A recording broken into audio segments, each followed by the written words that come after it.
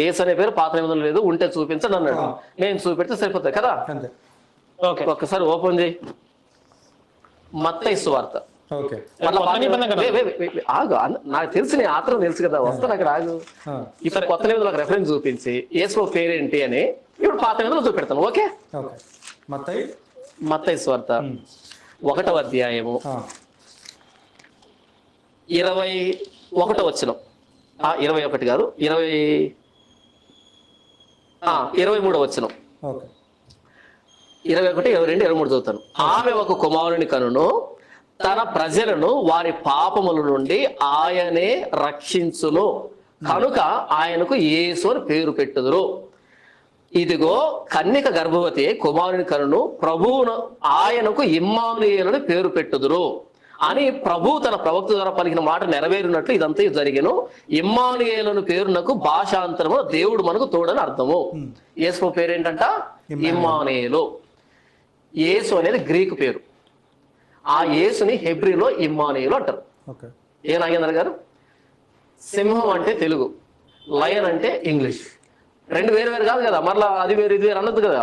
యేసు అంటే గ్రీకు పేరు, ఈ యేసుని హెబ్రీలో ఏమంటారు? ఇమ్మానుయేల్ అంటారు. కొత్త నిబంధన గ్రీకు భాషలో రాయబడింది కాబట్టి కొత్త నిబంధనలో యేసు యేసు యేసు అని ఉంటది. ఇప్పుడు హెబ్రీ భాషలో ఈ యేసు అనే పేరు ఏమని ఉండాలి? ఇమ్మానుయేల్ ఉండాలి. తెలుగులో ఉన్నప్పుడు పూర్తి విన్నప్పుడు ఎందుకు చదవబడ్డ నా సమయం ఉంది కదా.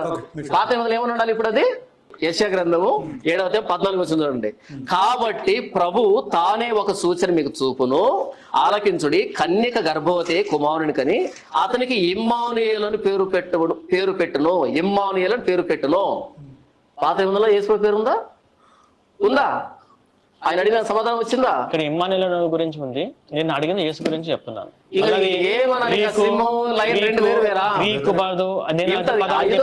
అర్థమయ్యేట్టుగా సింహం తెలుగు, లయన్ ఇంగ్లీష్, యేసు గ్రీకు, ఇమ్మానుయేలు హెబ్రీ. మీరు చెప్పిన చెప్పండి. 5వ తరగతి పిల్లడికి అర్థమయ్యే భాష. గ్రీకులో యేసు, ఈసోస్. యెషయా గ్రంథం 7వ అధ్యాయం 14 వచనం. 7వ అధ్యాయం 14 చదువు. ఏమి తెలియకుండా పుస్తకాలు రాయడం, ఏం తెలియకుండా మీరు పాస్టర్ అయిపోవడం. కానీ జనాలు అర్థమైపోయింది ఆడియన్స్ కి. నేను అడిగిన క్వశ్చన్ ఏంటంటే సార్, స్ట్రైట్ గా అడిగాను, యేసు అనే పేరు పాత నిబంధనలో చూపిందా లేదా? ఉంది. ఇమ్మానుయేలు ఉంది. ఏంటి ఇమ్మానుయేలు అంటే? అంటే ఇప్పుడు యేసు ఇమ్మానుయేలు ఒకటి అంటే రేపు నుంచి ఇమ్మానుయేలు తోటి ప్రార్థన చేసుకోవాలా? మరి అంతే కదా. అంటే ఇమ్మానుయేలు హెబ్రీ. తెలుగులో ఉన్నప్పుడు తెలుగులో మాట్లాడాలి ఫస్ట్ ఒకటి. నెక్స్ట్ వన్ ఏంటంటే యేసు యెహోవా కాదని చెప్పా. యేసు చెప్తున్న తండ్రి యెహోవా కాదని చెప్పా. ఏ విధంగా చెప్పాను? యేసు ఏమన్నారు యోహాను సువార్తలో? ఏ కాలం మంది నా తండ్రి స్వరం వినలేదు, ఆయన మీరు చూడలేదు. మరి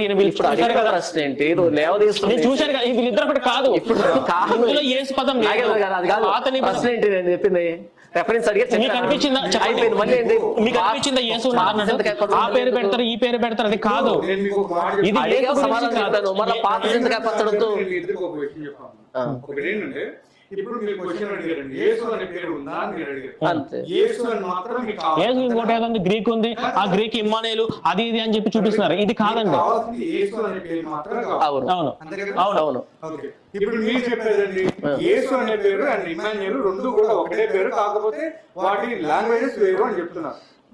నాగేంద్ర గారు మీకు చాలా స్పష్టంగా చెప్తే వినండి. ఒక మాట చెప్తే వినండి.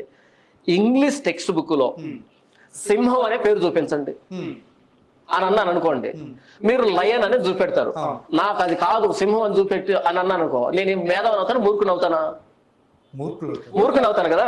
ఇది గ్రీకు, ఇది హెబ్రీ స్పష్టంగా చెప్పిన తర్వాత కూడా మరలా నాకు అదే కావాలంటే ఇంకా సింహం అనేది ఇంగ్లీష్ బుక్ లో ఎక్కడ చూపిస్తాను నేను? నాకు అర్థమైంది. నేను ఇంగ్లీష్ కాదు, ఇది మొత్తం తెలుగు. నేను తెలుగులో ఉన్నప్పుడు పాత నిబంధనలో యేసుని చూపించాలి కదా. ఇప్పుడు యేసు ప్రభువు ఇజ్రాయెల్ నుంచి వచ్చాడు. నాగేంద్ర గారు ఆయన ఏమన్నాడు మళ్ళీ తెలుగు అన్నాడు చూడండి.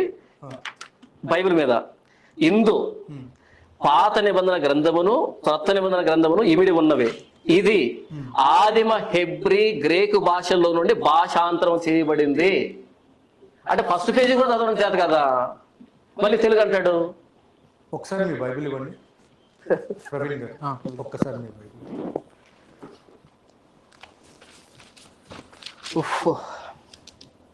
ఓకే, ఇక్కడ ఆల్రెడీ ఇదిగో అది కూడా మెన్షన్ చేస్తుందండి ఆయన చెప్పిన విధంగా. అంటే ఇప్పుడు ఈయన ప్రతి బైబిల్లో ఉంటుంది అది.